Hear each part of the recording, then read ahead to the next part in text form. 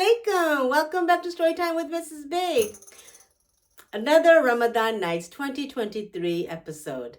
We are going to read another story, and our story is called My Grandma and Me by Mina Jawaharbin, illustrated by Lindsay Yankee.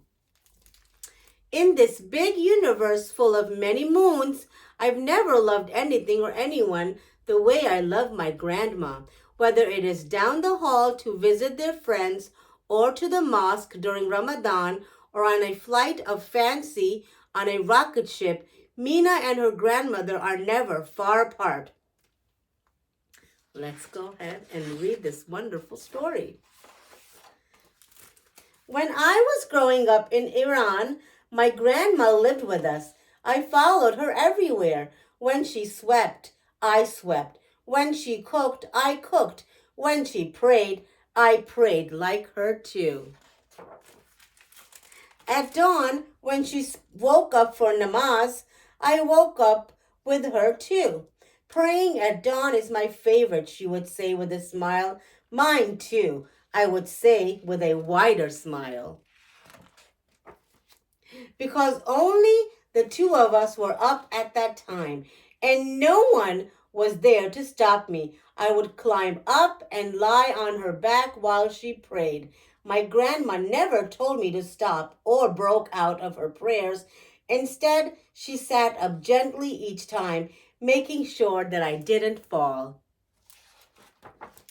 After her namaz, we kept watch for the bread delivery boy. He piled the bread high on his bike like a clever acrobatic act.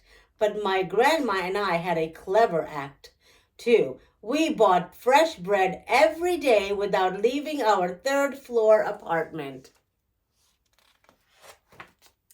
We sent our baskets down with ropes.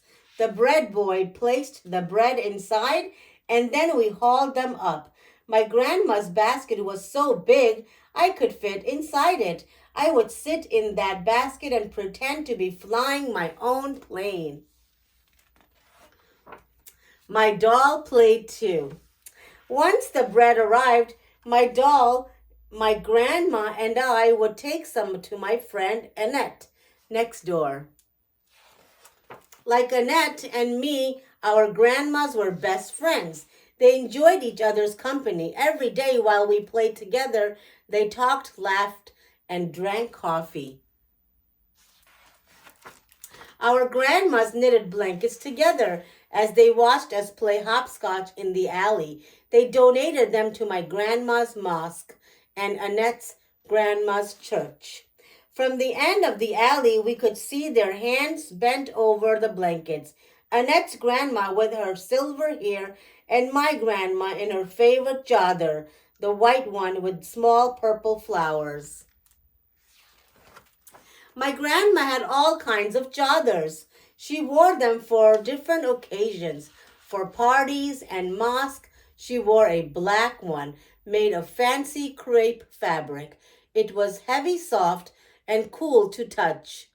It looked like a magical cape. My grandma sewed all of her chadars, and I helped. Mostly I helped by draping her chadars on the table to build my rocket ship, or tying her chadar around my neck so I could fly from the moon to planets. I was a super astro explorer. My grandma was always waiting for me back at the base camp with cookies. We ate together while I told her about my space adventures. During the holy month of Ramadan, my grandma did not eat from dawn to dusk. When she woke up to eat before sunrise, I woke up to eat too. You're too young to fast just yet, she said to me. I ate with my grandma anyway. Then I ate as usual during the day, and after dusk at iftar time, I ate with her again. One time when I was a little older and I finally fasted with her in the middle of the dark and somber night, I wore the chadar she made me and we walked together to the mosque. Inside the lights shone bright and no one was quiet or somber. People laughed and ate and talked until it was time for prayers. My grandma prayed for Annette's grandma. She prayed that Annette's grandma would go to heaven. After the prayers, there was tea and milk and dates and sherbet and cookies. In the mosque's kitchen, volunteers cooked rice and stew in giant copper pots. Some ate at the mosque while others took the food home. We filled a dish, and on the way home, my grandma left it for a man sleeping on the sidewalk. As we walked away, she said a prayer for the sick and the poor in the world. The next morning, when I saw Annette, she whispered a secret to me. Last night at church, my grandma prayed for your grandma to go to heaven. My eyes widened. My grandma did the same thing at the mosque. Annette and I looked up. Our grandmas were talking and drinking coffee together. I could imagine them knitting and laughing together anywhere on earth, on Mars, or in heaven.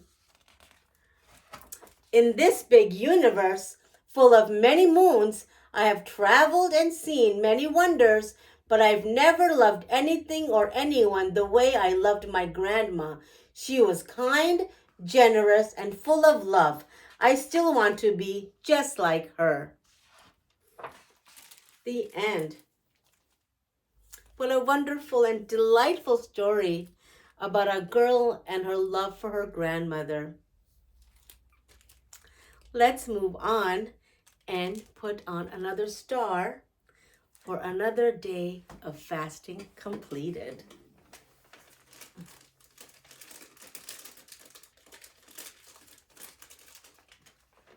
1, 2, 3, 4, 5, 6, 7, and now we have 8. 8 days of fasting have been completed. Until next time, I look forward to talking to you, and we will share more Ramadan stories in our next episode. Take care. As-Salam Alaikum.